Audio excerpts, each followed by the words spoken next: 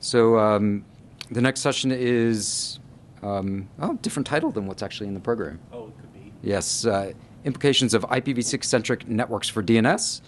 Andrew Sullivan, he's the director for Dyn Inc., Dyn Labs since 2012. Is that right? Yeah, well, they keep changing my title. They keep changing your title. All right. He works for Dyn.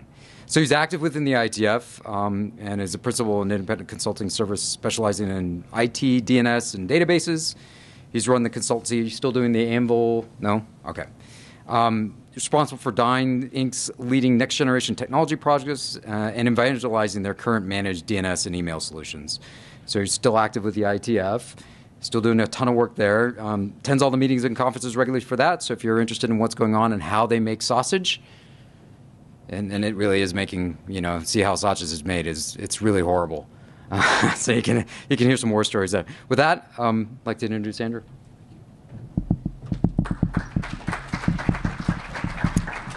Thanks, Ed. So it's true that I am active in the IETF and I am on the IAB, but I don't speak for them. So if you want to throw tomatoes, you have to throw them only at me. It's only my fault. All right, so I wanted to talk a little bit about how DNS and IPv6 work together, because I went through, this is the first time I've been to this meeting, and I had a look at previous year's things, and I thought, well, everybody here really understands v6, and they've got all of those things, but it's frequently, it seemed to me, focused very much on that layer of the network. And the thing is, this has ripple effects that go out into the rest of the network. So I wanted to understand a little bit, well, how does this interact with the DNS? And I worked on DNS a little bit. So initially, of course, the reaction is that this is done, right? I mean, we've had quad A's since forever. A6, it was so bad that we already deprecated it. So we didn't have any v6, and we already had deprecated a feature in the DNS for it. And transport, of course, has always just worked. So what else could there be? Well, we did have a little operations pain. So we know that a few years ago we had quite a few problems. People were sending the wrong answer, right? They'd get a quad A request, and they would say, oh no, NX domain. Well, actually, NX domain means that name doesn't exist, so all of a sudden everybody in the world thinks that your site is bad just because somebody looked up a quad A. Not so good, but we told everybody, no, stop doing that, you idiots. Of course, nobody in the world actually reads anything that the IETF tells them, so people continue to implement this, but we've done all we can. So if you get bad equipment like that gives you bad DNS answers and so on, call your vendor, because this has clearly been deprecated. We did have big problems with dual stack and transition technologies. So the big example of this, was Teredo addresses, and those were leaking out all over the place. And because of happy eyeballs, there's this technique where you ask for v6 first, and then you're supposed to get an answer back really quickly. But instead, what happened was you got back a Teredo address that, of course, you can't actually talk to. So then you time out, and then you ask. And so now your web page just took like 45 seconds to load, and nobody's there anymore. So that was a big problem. There's a common option in bind, for instance, and in other servers as well, but everybody knows what bind is, so I use it as a reference. This disable quad A on v4 transport. So what happens in that case is if somebody queries you on v4 and you ask for a quad A, the answer is you don't get that back. You get a no error with with the authority record, and that way you ask again. You ask for an A record instead, and you get the A record via v4. The problem with this, of course, is that it completely separates the v4 and v6 networks, and so if you only have v4 transport for DNS, as a particular operating system did, then you can't actually use v6 at all, and that's kind of crappy. We also have this other transition technology. I'm sorry, I was partly responsible for DNS 6.4. This technology is an attempt to fix NAT-PT, right? The idea is that you've got this NAT 6.4, which does v4 to v6 translation, and you look up special things in the DNS, and we figured out a dirty kludge to try to work out how you treat DNSSEC and so on, and it really wasn't great, but it kind of works. The biggest problem with it is it doesn't really handle v4 literals properly in v6, and so everything just blows up if you try to use Skype, and that is not great. So this technology is not perfect. There's another competitor that I believe T-Mobile is using I've forgotten the name now. There it is. The X-Late 464 X-Late thing, and it also works. it has some other problems. There really isn't a good way to make these things work together. All you can do is kind of add some kludges to make it work kind of a little bit better until it's time to just go to v6, and that's the real message, right? But nobody's willing to take that medicine yet. Give it another couple of months. Anyway, we're still mostly done, I think. Like, in terms of protocol work and everything, it's not that big a deal. So the problem is that it's not really that simple, because it's not like v6 exists in its, on its own. It's actually going to cause effects in the kinds of stuff that get deployed. It's going to cause effects in the sorts of networks we have. So small networks, historically, they've been small networks, like really home networks, when you've got like a few things in behind the network and there's a NAT at the edge and you don't care. But the problem is now that that's what people's phones are, and they've got all this stuff that they're managing their, their thermostats and so on. And now every light bulb is getting an IP address, and boy, that sucks. So you've quickly got this kind of thing where you've got these so-called small networks, and they've actually got hundreds of nodes on them, and they got no IT at all. Like, there's no management of this thing whatsoever. And these are really heavily relied on. People are depending on these networks. And then finally, there's a completely other problem, which has to do with reputation in IPv6 networks. And we were just, in the previous presentation, we heard a little bit about, the reverse DNS and so on. And remember, all mail today depends on, sort of tricky things with reverse DNS and a few other things, and like reputations. And it's just possible to build a reputation system of all 4 billion IPv4 addresses. I wish you luck. Building yourself a big list of all the IPv6 addresses and their reputation. So that's what I'm going to talk about in the rest of this. So one thing about this is that the v6 network, the centric network, it changes the kinds of things that we've got on the network. One thing is that the network devices are decreasingly general purpose computers. We're all using these phones and that kind of stuff. Mobile devices have terrible network troubleshooting. When was the last time you tried to run ping from your iPhone? Light switches, of course, they really don't have a user interface. They've got like 2 states, right? And you can't do anything with that. And the other thing about it, of course, is this is normal, right? So we would expect this. End users don't have, a good understanding of plumbing, and we don't expect them to if they're end users of bathrooms. And similarly, we should expect the end users of these appliances that we've networked, they're not going to understand it either. All right, now you've got this additional problem that the networks are getting medium-sized, they're still unmanaged, and it's also unreasonable to have to remember these dozens of devices. So if you're plugging in a lot of networked light switches and lights and all the rest of that, there's no way that you're going to know, oh, well, that one has such and thus address. That's just not a possibility, and you need some kind of service discovery. And obviously the customer support thing, like, I don't know about you, but I cannot remember IPv6 addresses, and I'm looking forward to, like, the tech support call, right? Type this in, forget it, not going to happen. So it turns out that despite its reputation, the IETF is not totally wrong about this, and it's started to do some work. And so we've got a working group called MIF, which is multiple interface, and it's doing multi-interface DNS guide. So, what happens when you've got 2 interfaces, one of which is v4 and one of which is v6, or one of which is your VPN on v6, and the other one is your, Starbucks network on v4 or whatever. And so we've got a DNS guide for that, how you cope with that. It's not perfect, but at least there's some kind of idea. HomeNet is working on these kinds of situations where you've got multiple addresses, but you've got multiple networks, but you've got a given site. Maybe it's a hotel, maybe it's your home. Lots of people are going to be multi-homed. If you're working from home, I don't know how many of you work from home, but when I worked from home, I don't anymore, it was really inconvenient if I had only one network because, when Rogers or whoever had a bad day, oh, did I say their name? Then I was offline and I couldn't do any work. So I needed a backup. And then finally, we've also got a group, DNS SD. This is MDNS sort of service extension. And it's trying to make Bonjour useful beyond the local link, because if you've got all these networks and they're ad hoc networks and you don't have people managing them, you're going to have these things working together. The common thread here, I think, is that these are the kinds of situations that are almost useless when you've got a v4 network, right? Because we're out of v4. Once v6 really starts to happen, once you've got v6 at the home, Comcast in my house, I got to say, my v6 network just works.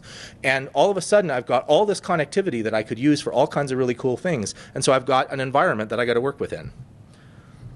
Now, these small networks, one of the things that's really interesting about it is if I've got a lot of light bulbs and so on, or I've got just rooms with lights in them, I actually need to be able to name them because it's useless for me to try to remember these things by IP. So what I've got to be able to say is living room. I have a Sonos device, for instance. That's the way it works. I name the things in the room, right? I've got light switches, and that's the way I name them. Dynamic update, it turns out, is too hard for people to use. I mean, the DNS is not actually centralized. It's supposed to be a distributed database, and it's actually a pretty good one. But it turns out that people don't know how to do dynamic update, and in particular, TSIG, which is the way you actually do this securely. Nobody can understand that. So that's probably not going to work.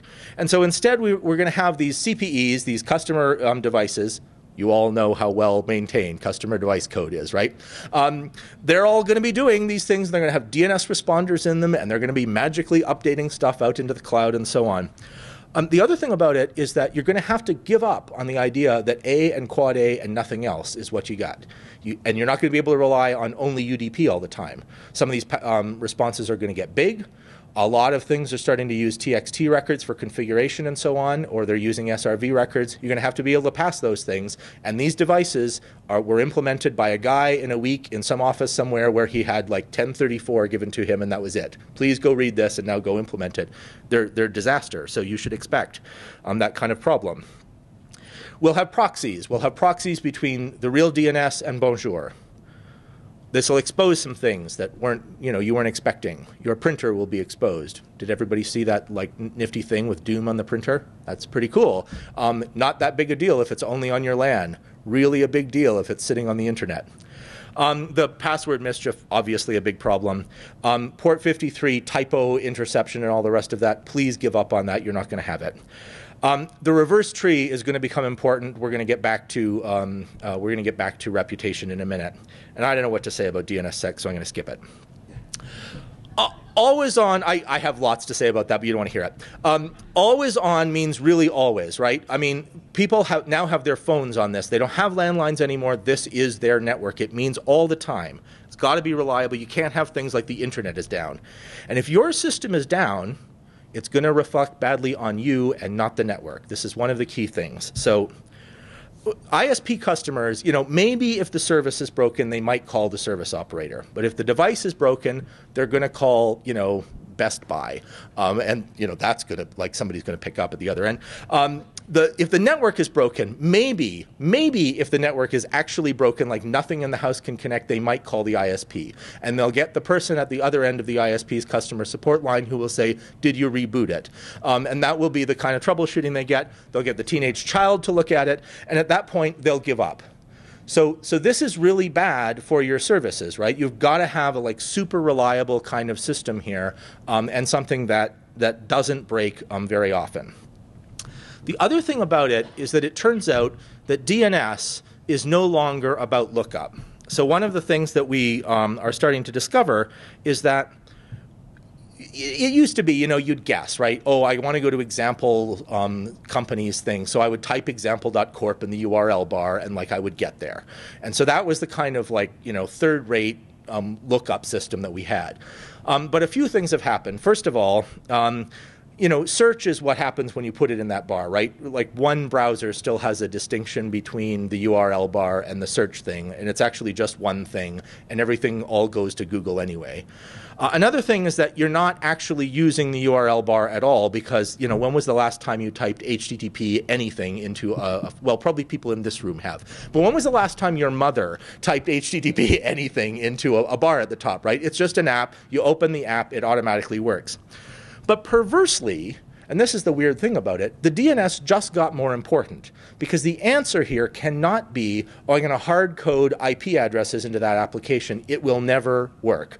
The IP address will not be working that day. Your load balancer caught on fire. You can't just have hard-coded IP addresses. So you need to use DNS as this basic piece of infrastructure management, and the DNS becomes this part of how you manage your application that is there on the network.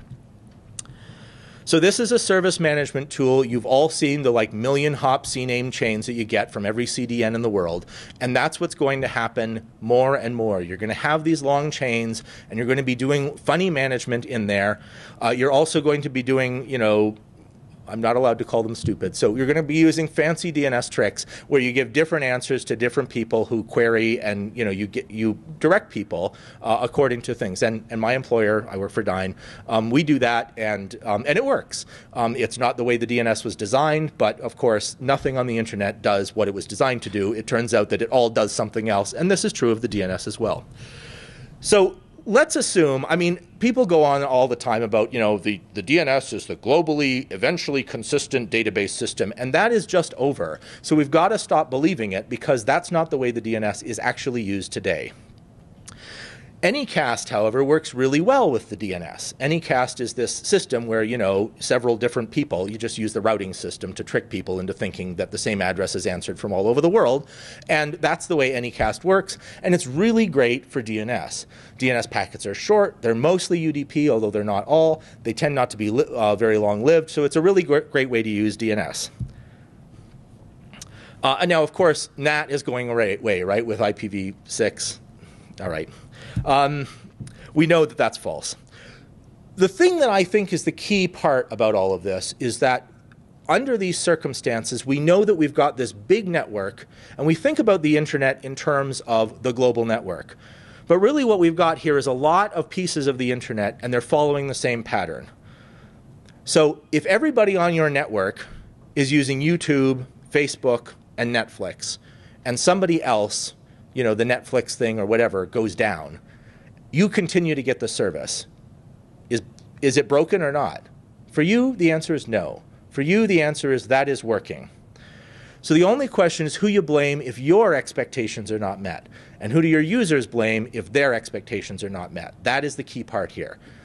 Therefore, the global internet, we talk about latency, we talk about this sort of thing, we try to make the caches and the media servers all over, but the point is that what you really want to do is keep the traffic local, because the internet is a network of networks, right? So keep the traffic local. If we're doing it right, the content is global. You get the same thing where, you know, from any web page, no matter how you addressed it. But when you actually fetch it, if it's really important data, it's going to be the same whether you get it in Burkina Faso or here in Denver. That's the basic idea. It's the same content, but the traffic stays local as much as possible, as much as is reasonable. So we've got this idea. Here's a picture of some of the Anycast DNS stuff for the root servers in this particular case. And you see things all over there. So there's a lot of LRoot, and you see them all over the place. Now, there's a lot of ASs in the world. So if we're going to have a picture like this, where we've got this Anycast network, and there's a lot of stuff on there, but they're not, you know, they're not completely everywhere, and we've got a lot of ASs, and I want to keep the network traffic local, what do I need to do? Well, to keep things local, what I want to do is build an Anycast network that has roughly 1 point of presence per AS. And all right, so that's a slogan, right? But what I really want is for any AS in the world that wants one, I'm going to put a box in their network. And this gives me a global platform for, for basically just about anything that lives in there. But the first thing I want to do with this is authoritative DNS. Because that way, if you need to look something up, and it doesn't have to leave your network, you get the authoritative response right away. The latency goes way down. The reliability goes way up, because if somebody has an outage on the other side of the world, you never see it. You don't have to worry about the transit in between you and there. And if the media servers are also in network for you, then in fact, you've got the reliable system there. And this works for, you know, big global web properties like, say, Twitter. And it works also really well for small kinds of things where the traffic really needs to stay local or regionalized. Basically, the idea is to keep that slogan in mind. The content, the picture of the internet is global, but you keep all of the flows on net as far as possible. So you really have a sort of distribution layer on the internet, and then you've got an access layer that works differently, and it actually reinvigorates the old kind of internet architecture that we think of, which is to say you've got a network of networks with a lot of things on net, and much less sort of, you know, cross-global kind of connectivity. The other thing that's cool about this is that it would keep attack flows on net, and of course attack flows in IPv6 are a completely other problem, so I don't want to get into that today, but that is a feature of this sort of approach. Excuse me. So we are building these, and we've got this picture. It's a little appliance, and we're starting to build them. I turned the first of them on last week. Very exciting. These are little appliances, and that's how we build this kind of anycast network. But I'm not here to pitch you on that. The real question is, what can you do with this, and how is it relevant to v6? So our first application, of course, a very widely distributed DNS service network, and this provides the kind of really fast response that you can use, for instance, to make happy eyeballs work better, because you get your v6 responses quickly, and then people start to use the v6 network much more that way. We can use it also for the service management, so you can do this kind of fancy redirection. It turns out actually that the redirection using DNS and so on, there's a lot of really well-developed stuff for v4 for that, because we've got good geolocation databases about IPv4 addresses. How many of you have looked at a geolocation database for IPv6 addresses? And how useful did it track to any? Yeah, exactly. So in fact, the geolocation data for IPv6 is currently less than worthless. It actively misleads you. There is one of them that actually puts every single IPv6 address in the world in the address of the RIRs. And it is not that interesting to me where the RIRs are. I could look that up. So we don't, we can't use that kind of stuff. And anyway, you didn't want geolocation in your DNS. You didn't want that response as part of a mechanism to keep people in a particular geographic location. What you wanted was to do stuff about network latency. So if the traffic is there in net with you, that actually tells you something. You get real information from that. In the approaching network reality, the reliability expectations are extremely high, and the point of keeping the traffic local is, in fact, to increase reliability and decrease latency. It also contains attacks, and so this highly automated service is going to allow, I think this is actually the network of the future. I don't believe, Dyn is doing this now, but I can't believe that everybody else isn't going to do it. Now I want to change tracks a little bit, and I want to talk a little bit about this reputation problem, because this is one where I'm afraid I don't have an answer for you. We built the other one, we're deploying it now. I don't really have a good answer for this reputation stuff. The DNS blacklists were a great idea. They were ingenious. They were a fantastic thing, but they're doomed. There is just no way you can build another one of these. And the other thing about it, of course, is that in the v6 world, even if you knew what their address was, their address is going to change because they got these privacy addresses and so on, and so they can move them around, and you can't track that fast enough. So there's no way, in theory, as far as I'm concerned, to build a black hole system once again. We can't build that kind of reputation system. The DNS is, I'm afraid to tell you, still the distributed database that's available, right? People like to make fun of the DNS. It's old, it's crufty. I like to make fun of the DNS. But the truth is that this is an incredibly successful distributed database system. It's the one that is all over the world. And you can search on Cafe Press, I think it is, and there's a t-shirt about this, which has to do with rough consensus and running code and where you're going to put it in the DNS. And I will allow you to do the search for yourself, because I won't say a naughty word at the podium. But the idea here is that we're going to have reputation systems that rely on the DNS, and they can't be based on the address.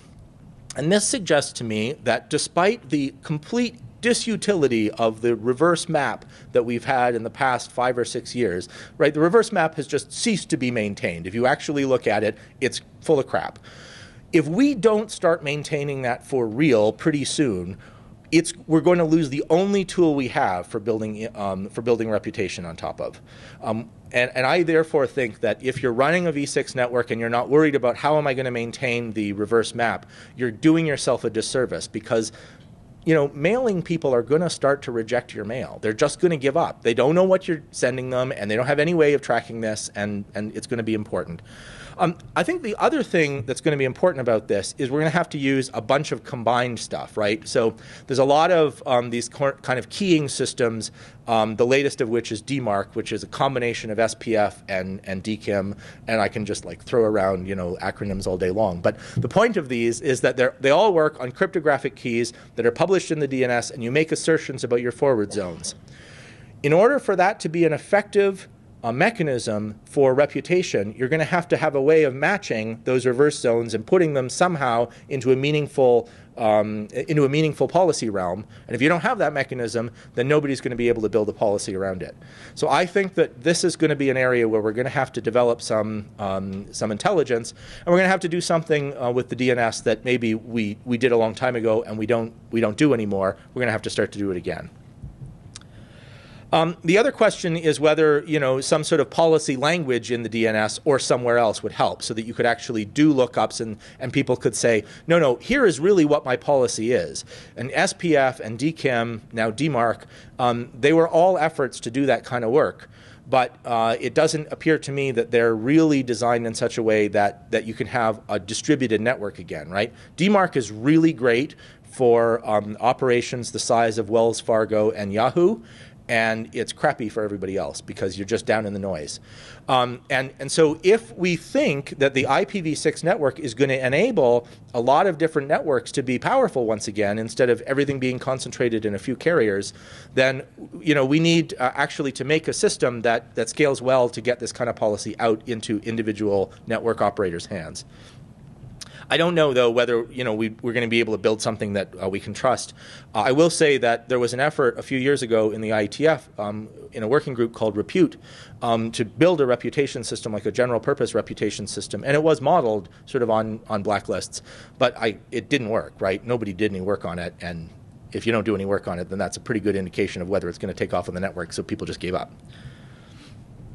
So those are all of the things that I want to say, and I think I probably talked fast. You know, I thought that I would open this for conversation because, you know, I think there's a lot of potential areas of interest here, things that lead to possible, you know, techniques for how you're gonna do this. And if people have questions about this Hivecast sort of deployment thing that we're doing, I can answer those too.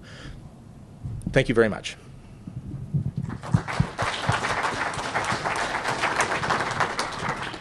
Questions?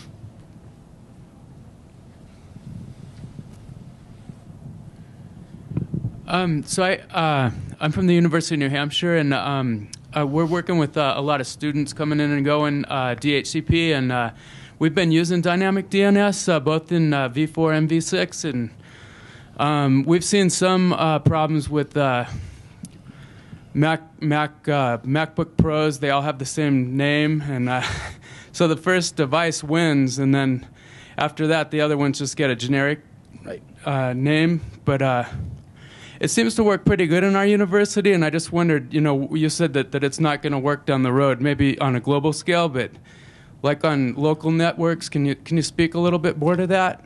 Yeah. So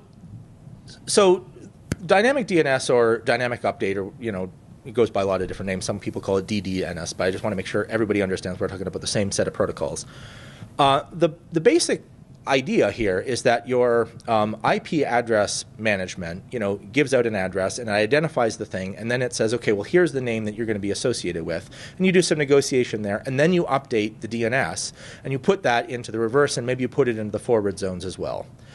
And this is a really nice technique, and it always seems to me, you know, like, for instance, with my IETF hat on, when we started having this argument about Bonjour and these other things, I said, well, just put it in the DNS. Like, we have a whole protocol for this. It works fine. It's widely deployed and so on. It turns out, however, that device manufacturers don't know how to do this. So when you've got a vendor as large as Apple, or as large as the sort of corporate or campus network that you're working with, where, you know, you've got sort of serious network people who've actually designed that equipment, and they've read, you know, maybe more than one of the RFCs. They know how to do that.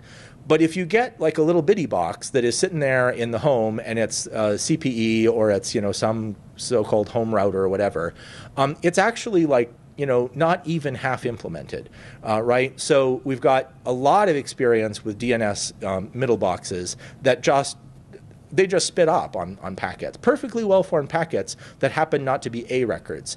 I worked a couple of years ago. I worked in an office with the guy who wrote RFC1, Steve Crocker. So this was his office, and we had in the office a middle box that responded to every single DNS packet with an A response. Like you could send it an SOA query and you would get back an A response. You could send it, and sometimes you would get back the A response for a different name because the name didn't exist and it didn't know how to deal with NX. So it just climbed until it found something that matched and gave it an A record, and then it would respond with that. And so, somebody who has been working on networks since I was born was still unable to, go out and buy something off the shelf that didn't have this. Now, we kept it around because it was sort of amusing. But, I think for a lot of people, this would have been, really unacceptable. And that's the place where I'm worried about dynamic DNS. I think for large, well-managed networks, you don't have a problem. But more and more networks are increasingly large and completely unmanaged. When I first left university, I actually went to work for a library system, a public library system. And we had 5 sites, and we had, I don't know, a few hundred computers. And so this is in the dark ages, right, because this is quite a few years ago. And it was already a challenge. And I only had a staff of 1.5 and me. And I don't even want to think about what it's like in those kinds of networks today. And that was a managed network. These kind of public systems are under tremendous pressure, and this is going to be much worse for them, and they're not going to be any more immune to Internet of Things explosion than anybody else. I really, people talk about the Internet of Things. This is a bit of a diversion from what you were asking, but they talk about the Internet of Things as like this parallel universe that is just happening on the internet. The only reason the Internet of Things is even remotely possible is that we're going to get v6, because you can't do it across 3 layers of NAT. It won't work. You're never going to be able to talk to your thermostat unless you're talking to some, middle box up there that manages your things. And if you think people are worried about their privacy today, just think what it's like if you're telling, everybody in the world what your thermostat is set to, and the settings of your alarm and so on. That ain't going to happen. So people are going to have to talk into their own networks, and they're going to have to manage that. And they don't have the experience to manage this thing.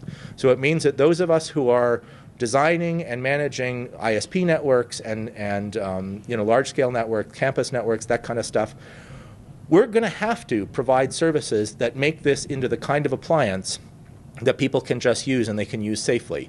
If people built cars the way we build the internet these days, like people would be dying all the time, right? So we can't do that, and we got to make it like much more reliable and so on. And that's the place where I'm worried about.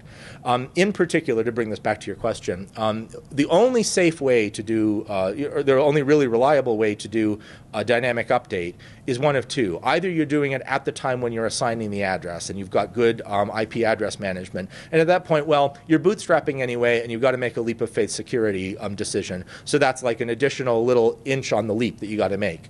The only other way to do it is to actually have cryptographic exchange between the 2 ends, right? And the way we typically do that is with either TSIG or SIG0.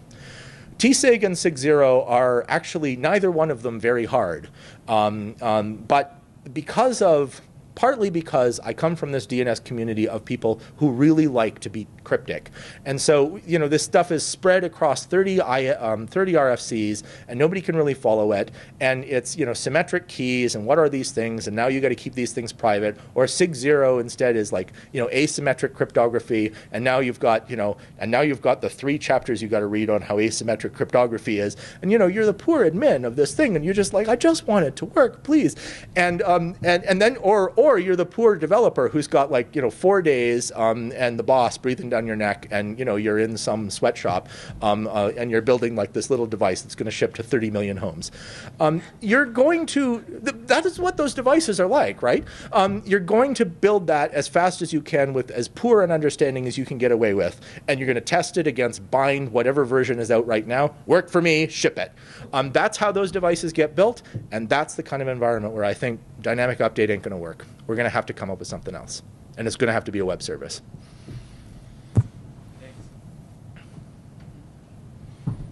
Questions? Additional questions?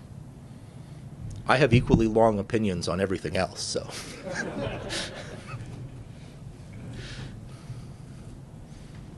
No one thinks anything's going to blow one up? more. You threw email anti-spam measures under the bus. I think you want to go on the mic because we're webcast. So you spoke that blacklists are dead, and that possibly SPF and DKIM are going to be the future of that. You kind of hit a lot of bases there, and email is one of the ones that people don't think about in IPv6, and that's going to be big.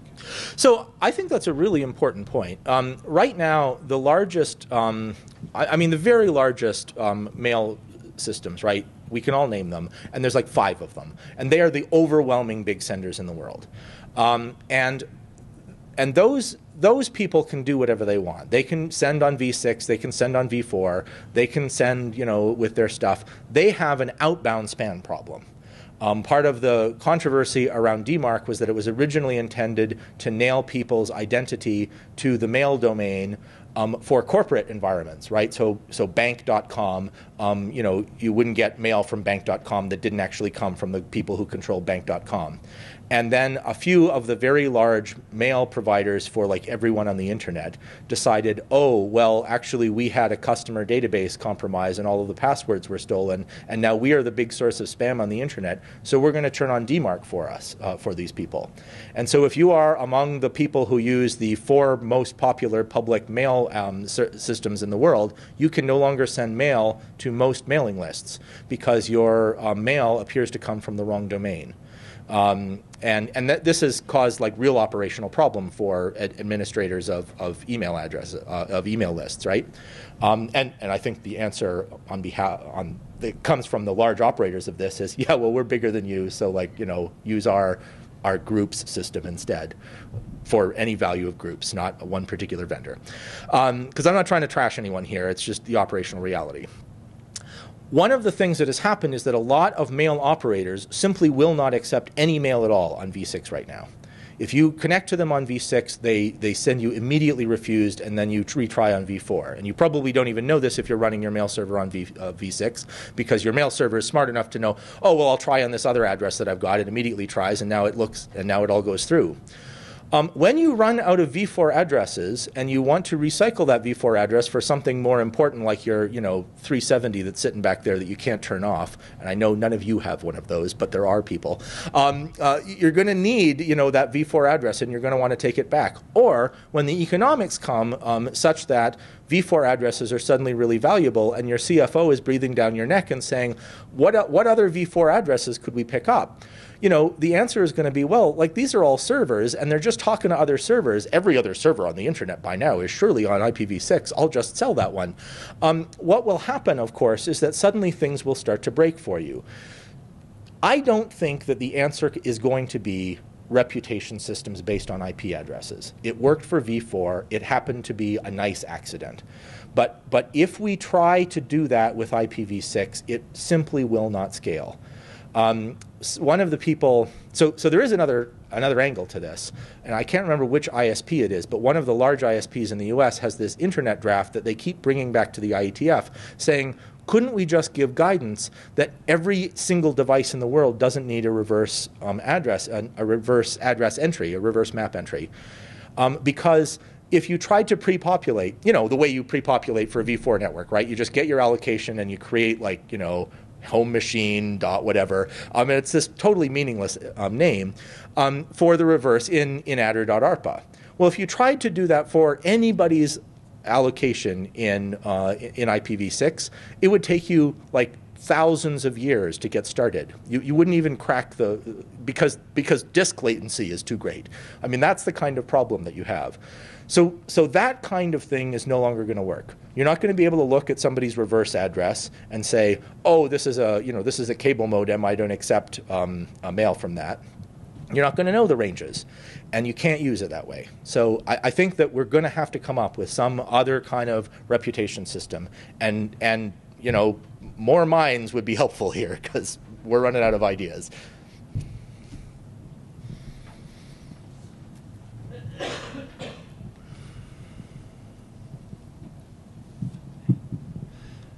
So there's not much progress been made on this topic, and what do you think the future looks like? Seems to be a major a misstep or something's been missed here along the way.